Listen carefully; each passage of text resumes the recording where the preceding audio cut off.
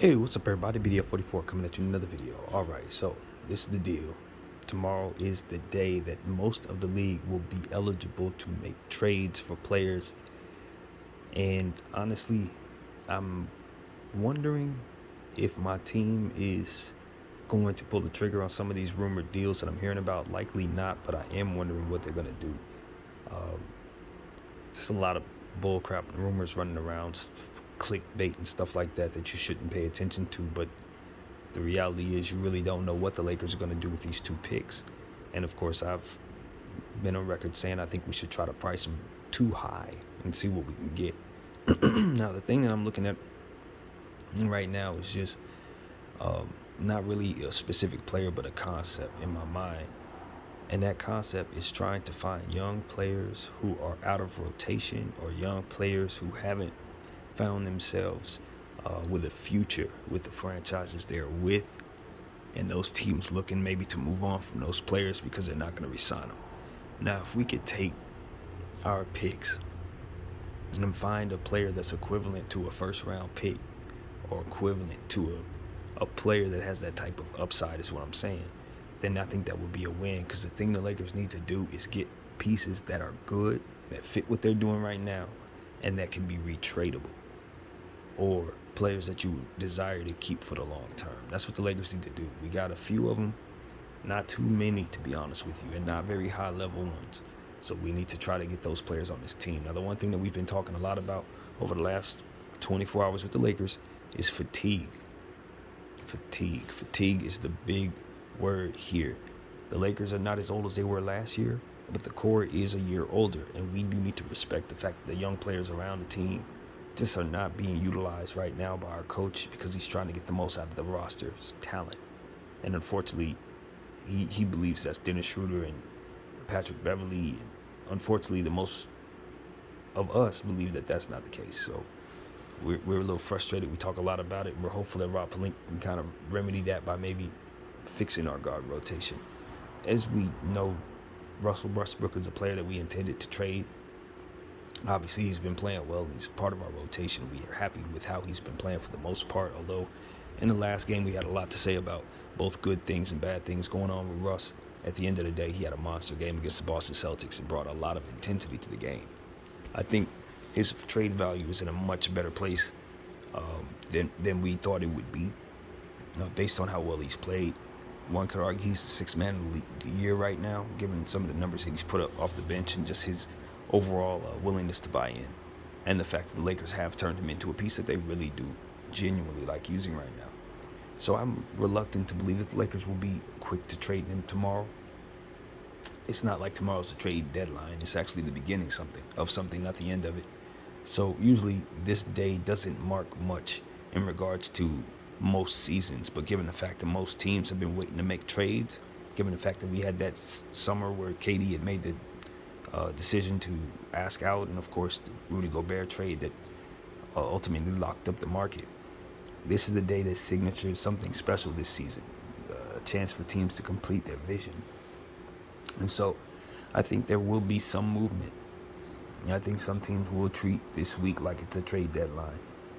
And I do think the Lakers are probably the number one team on everyone's list to see what happens. In fact, I think most teams are waiting to see what price we'll put on most things, what price we'll be willing to pay for what it is that we're, buying. And I think we may be setting the tone, but I'm not really sure about that. That's just an inclination that I have. At the end of the day, the Lakers need to make a trade, and everybody knows it. So they're not going to be too quick to help us. A lot of us have to temper our expectations. I heard the name Kelly Oubre involved a lot. I don't even know if he's someone we can actually get right now based on how well he's playing. Bogdanovich, I hear the Lakers could possibly get him, but honestly, he's kind of in that same category. They're just going to be better packages available to these teams that have these players than the ones that we're going to offer, unless they just value our picks to that degree as to which they're banking on us continuing to make mistakes and not get better.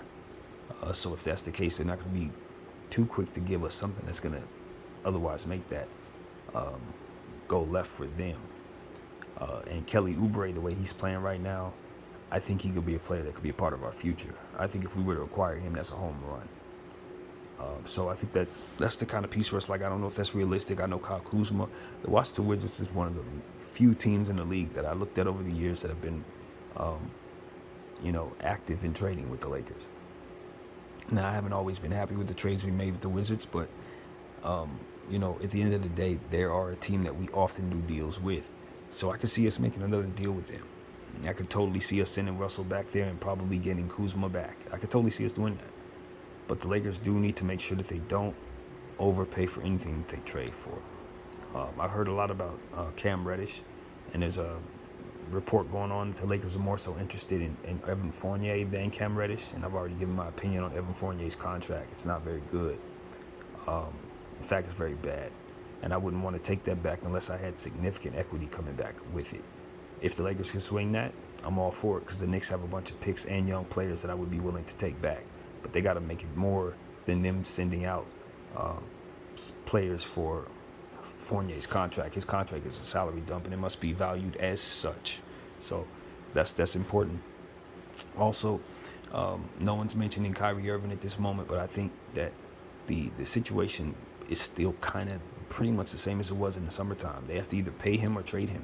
Now, I don't think they're going to be too quick to trade him tomorrow or anything like that, because the team's doing well, and chances are they probably see the future for themselves with this unit, especially with Jacques Vaughn playing the way that he is.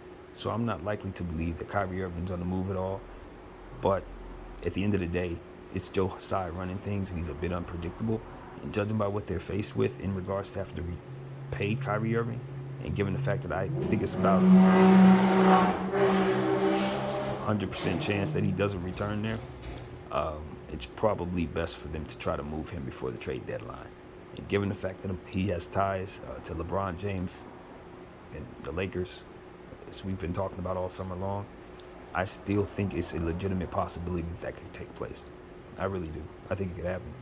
I think the Lakers are very steadfast on staying to what it is that their initial plan was, and I do believe their initial plan was to try to acquire him and pair him with LeBron James and Anthony Davis, try to get some of these guards out of here, including Russell Westbrook, and ultimately make him a part of what it is that we do.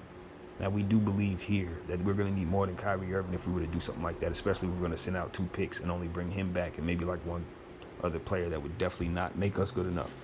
And given the fact that the Lakers don't really, there's no rumors out there or any plans understood of re-signing Kyrie Irving, I don't think sending picks out to acquire a rental of any kind makes a whole lot of sense. We should probably be trying to re-sign the person that we trade for, the people that we trade for. I just think that's the way we got to do it. We got to have a plan for everything we're bringing back. So that's important. Kyle Kuzma is a name that we've heard a lot. Of course, we are all familiar with Kyle Kuzma. He's won a championship here. We drafted him, had a great time with him at times, but a lot of time he struggled too. So I'm just very concerned about him coming back, taking on the same role and struggling once again. He didn't flourish in the role, and at the end of the day, that's what we have to be married to the understanding of. I know we have a new coach, but we're still having struggles here, and if he's going to come here and ultimately not be happy, he's just going to leave in free agency. We've already traded him once, so he has a reason to bolt on us. So we need to be very, very careful about reacquiring players that we've already made angry and that didn't fit in the first place. Now, I want Kuzma here, the version that he is there, but I just don't know that that's the version we're getting when we put him into this system and ask him to play a third fiddle role to AD and Bron. It's just, you're just playing with fire.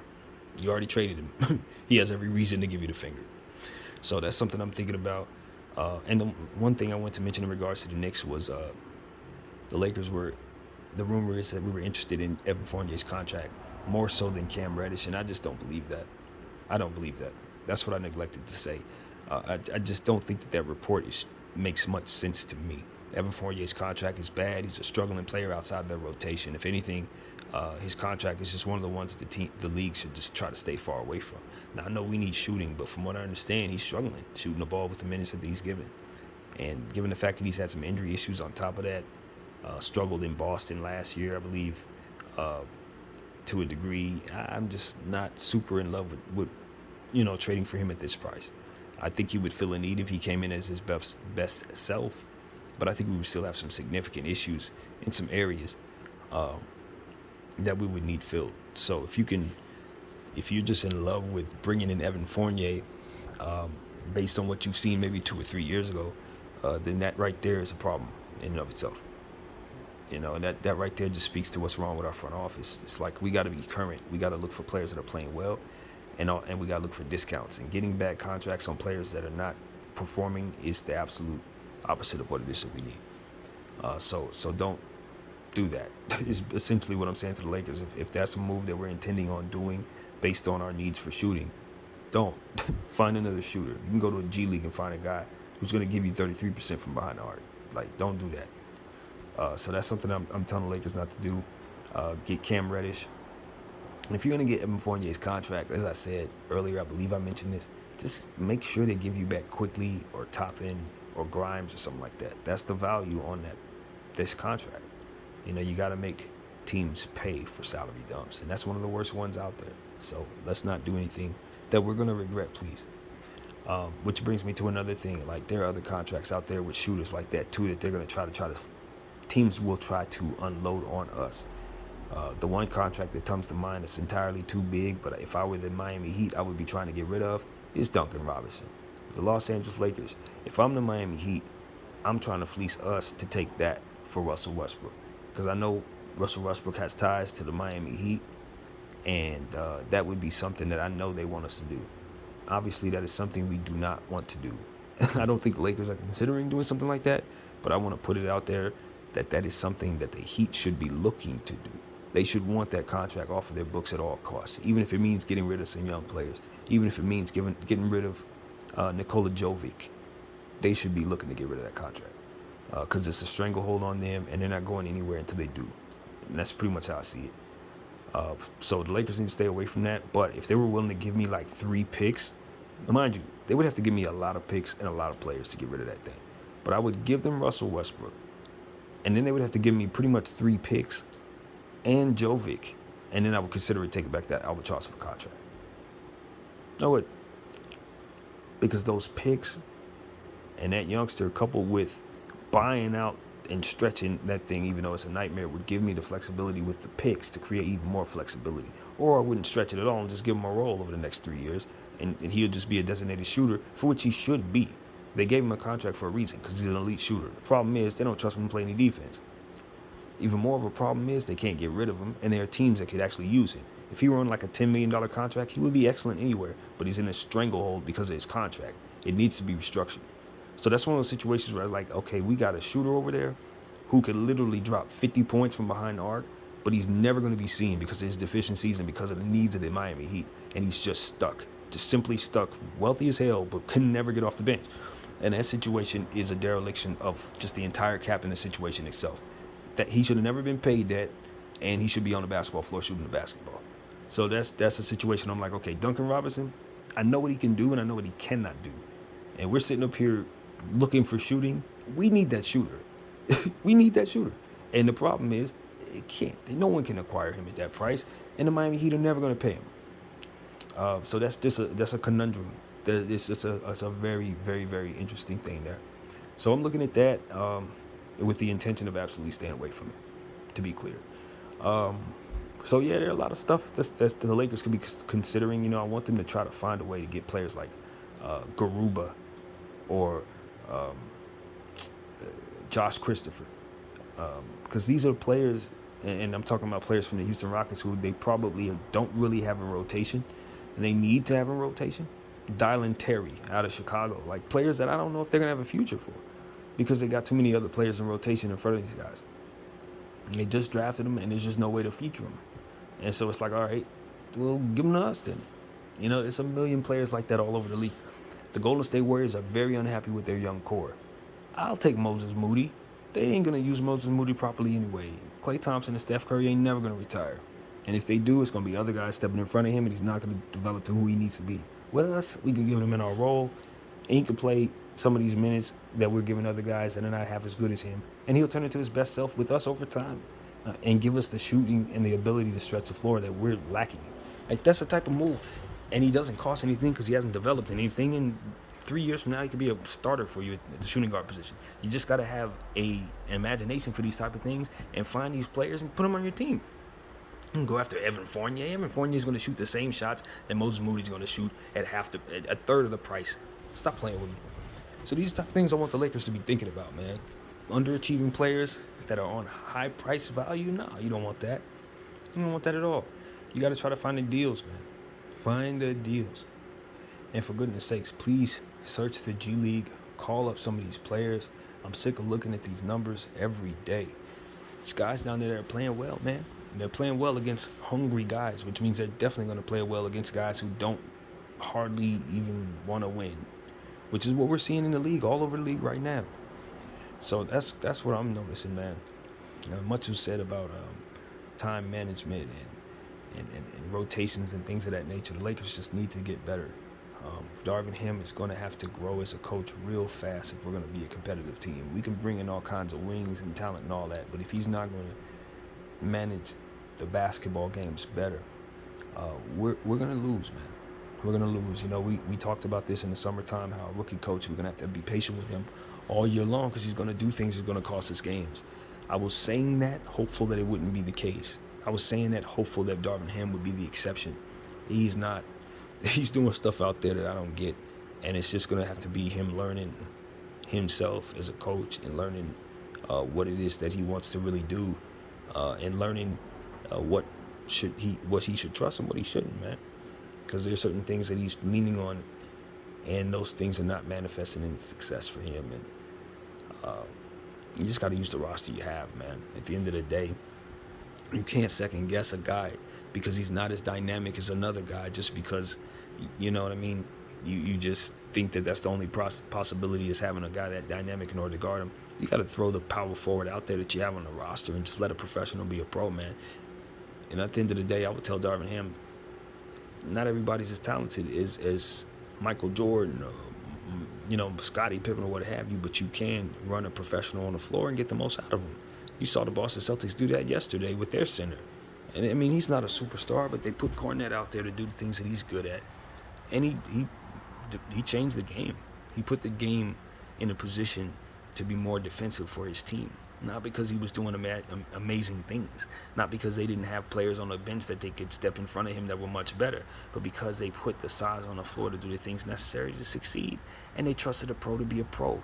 He was good enough to get in the league, so he's at least good enough to be sturdy enough to keep Russell Westbrook and LeBron James shooting jump shots. And he did. He literally did. They didn't drive at him. And that was something that was given to them just based on the fact that they put a big body out there. He didn't have to be Joel Embiid. He just needed to be there. And so that's what I need the Lakers to understand. It's like Darvin Ham is putting us at a disadvantage every night because he's not respecting that. He would rather go with short guys than play the guys that we have. And the guys we have are pros.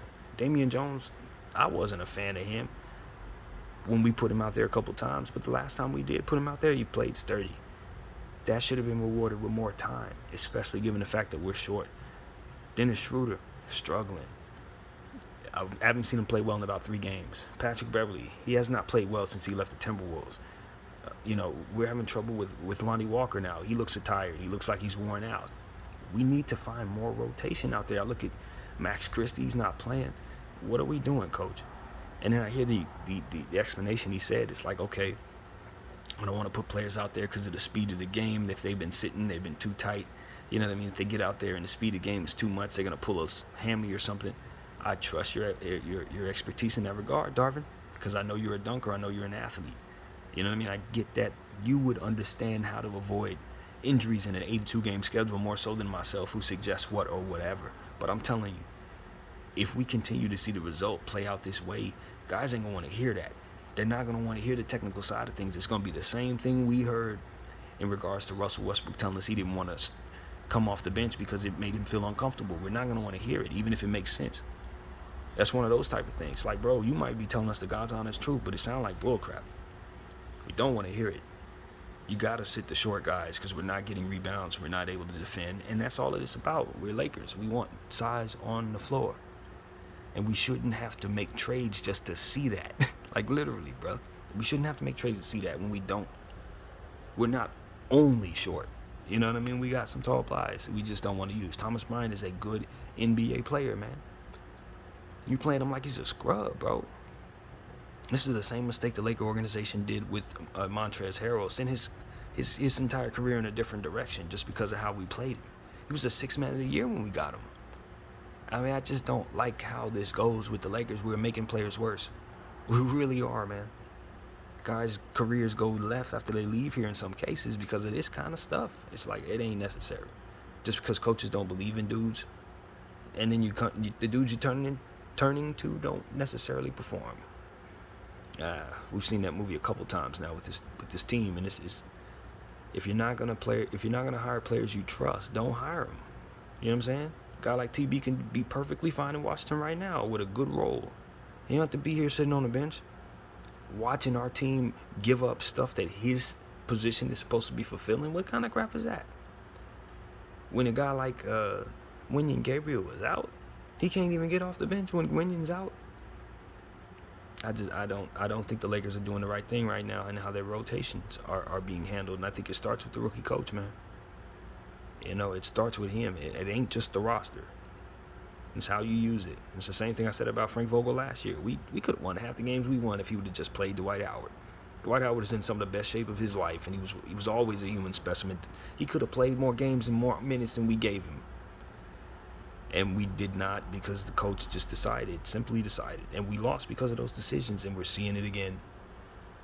So that's my thing. It's like, if we're going to make these trades, let's do it. But make sure that Darvin Ham is aware of what all we are asking of him in regards to size matchups. That is most important. You know, and it's going to start with guys communicating. I don't know how they're handling that, and I'm not going to assume, but it's definitely going to be some communication needed there. And I think games like last night will bring out some candid conversations, and people are going, you should be tired of losing like this, Los Angeles. And that Philly game, the Indy game, this game, and the way we started the season, this has become a bit of a problem. You know, losing has become a bit of a problem for this roster.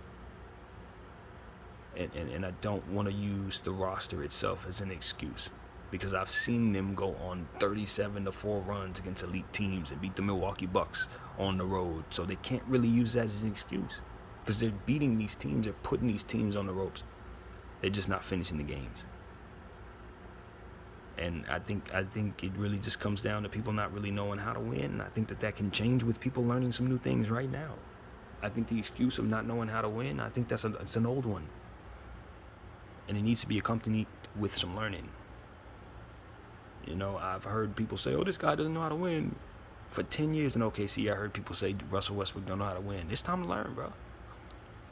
Don't you think it's time to learn? Aren't you sick of being the guy that everybody says he's celebrating too early? He doesn't actually understand what he should be celebrating because he seems to be smiling at the wrong times. It's like, bro, you've never tasted success. It's time for that to change. And it starts with things that you do on the basketball court. Same with LeBron James. They are just alike. They're just alike. I know they don't see it. I know most people don't see it, but I do, and I point it out all the time. They are just alike. They both don't necessarily strategize basketball games correctly. See, the thing about it is, we grew up on Shaq and Kobe. Yes, we grew up on those guys, but we grew up on Derek Fisher too. Derek Fisher didn't let these things happen, man. He hit his clutch threes, he cleared his clutch free throws, and he managed clock very well. Him and Kobe Bryant, they were masters of managing the clock. They were masters of managing momentum. If the other team had momentum, you know what Derek Fisher's doing? He's hitting a three-point shot to shut that momentum down. You know what's happening when they got all this momentum, when they're screaming defense, defense? He flops to the ground, offensive foul. He's going to make sure that we get the right 2-for-1s, not just going for 2-for-1s blindly, Russell. Not every game, not every possession needs a 2-for-1. Not every quarter needs a 2-for-1, bro. Jesus. That needs to be said, too. He just blindly goes after the 2-for-1, and sometimes it's not even strategy. It's just like autopilot for the guy. That's not strategy, fam. That should be done situationally. And this is the types of things we're talking about. If you're up by 14 against the Boston Celtics and it's 8 minutes to go and you were already down by 22, you ain't got nothing to celebrate when you go up by 14. They're coming back. It's the best team in the league. They've already shown that they can push toward you. You ain't got nothing to celebrate. You need to continue doing the things you want to do. Pulling back, with 6 minutes to go when you're up by 8 because you made a couple mistakes, newsflash, buddy, that is going to make this pace slow down and give them, the younger team, a more opportunity to zero in on you. And that's exactly what we saw. Is a trade going to change that? Is Bogdanovich, is Kuzma going to fix that? No, I'll tell you what's going to fix that. Men sitting down and learning some things that they never actually learned how to do, like how to handle situational basketball, how to manage basketball games so that they can control what they need to control and close them out. We can get mad at AD for missing 2 free throws, but we shouldn't have been in that situation because there were plays that led up to that should have been ran differently so that we didn't find ourselves that damn close at that moment. We could have controlled that. You know, and then I hear all this talk about overtime and people being tired in overtime. That is understandable. That's acceptable. But again, we want to play less basketball. So do things that do that. Don't have us playing 4-on-5 with 2 short guys all game long if you know our guys are too old to play overtime. One thing leads to another. So that's why the whole excuses don't work. Dog ate my homework. It never works. Kids don't understand why it don't work, but the reality is it doesn't work because you're responsible for keeping your homework away from your dog. You're responsible for training your dog to keep the dog away from the homework. And these are the type of things that we are saying to the Los Angeles Lakers.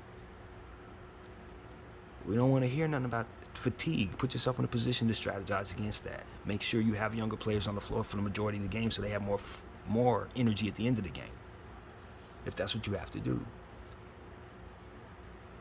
But the way that I'm seeing people strategize and or lack thereof, it's just not gonna it's not gonna beat teams, man. You're not gonna win, and you can bring new players in, and their value's gonna just drop, and their morale is gonna drop too, because they're gonna be losing just like the teams that we have currently constructed.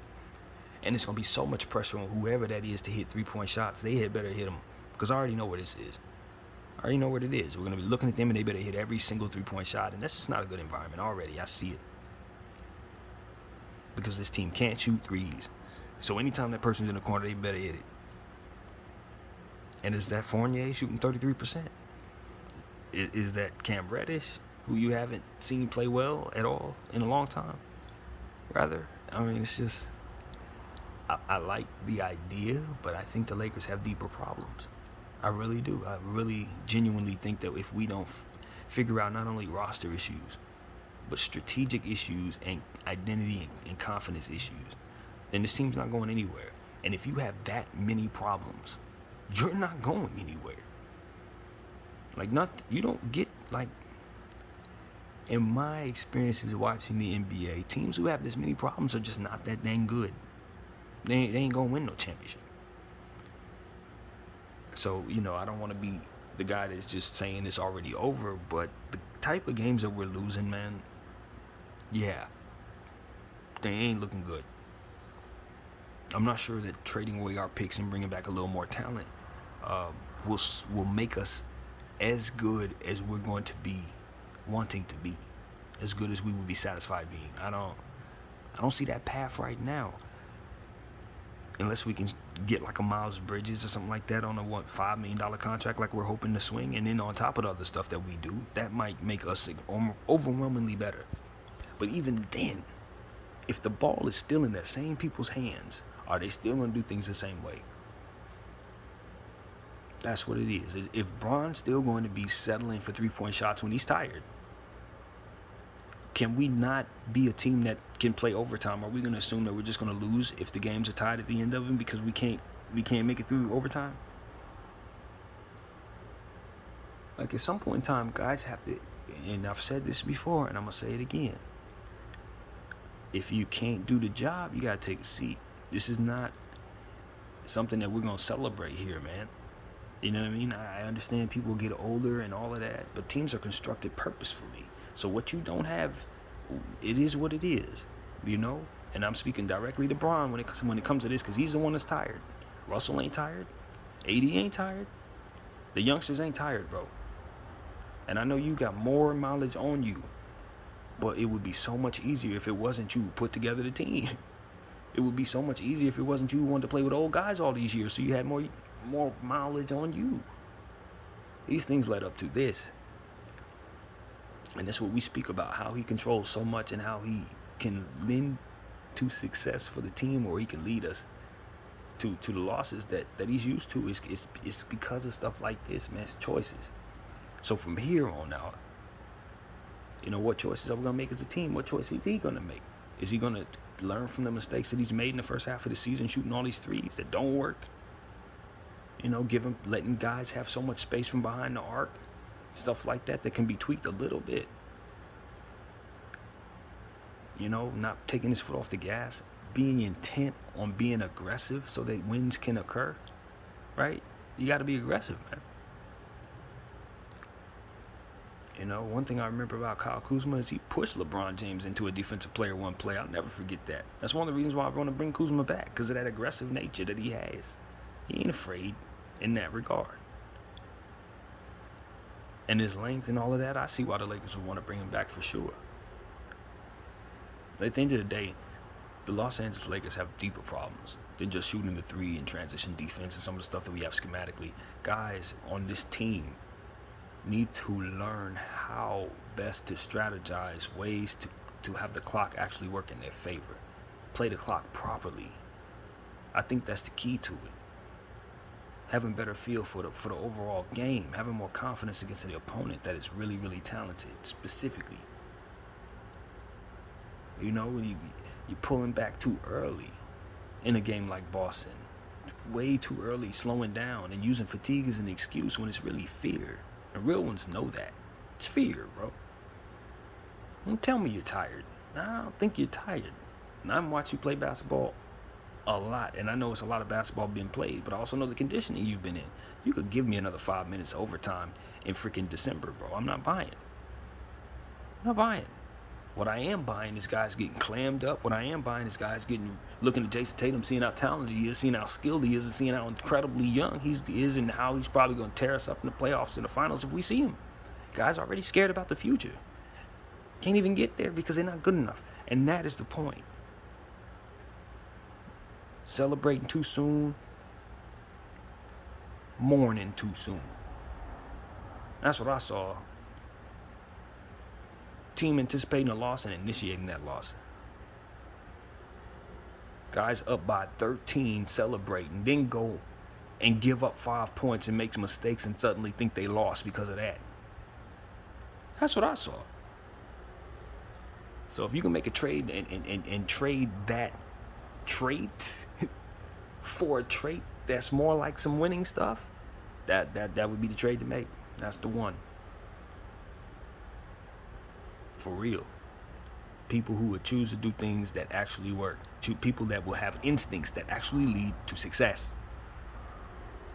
Not instincts that tell them to do stuff that does not work, man. That does not provide us any size on the basketball floor. So that's my hope, is the Lakers will find a way to get some young players, specifically some guys that are out of rotation, some guys that are probably drafted very high that probably haven't been hurt at all, just ain't playing right now. Get those guys out of those situations, bring them to our team, and let's use them properly. Teach them the ways of the Laker. You know what I mean? And try to have a team that we can carry forth with some continuity going forward, because that's what I think coach is looking for when he plays Schroeder and Beverly every game. It's for the sake of continuity. Even though it doesn't work, it's like, well, we've been doing this, so let's just keep the familiarity. And it's like, nah, don't keep doing the wrong thing over and over again. No. Let's start doing the right things and then do that over and over again. My name is BDL44. I thank you all for watching. I'm out.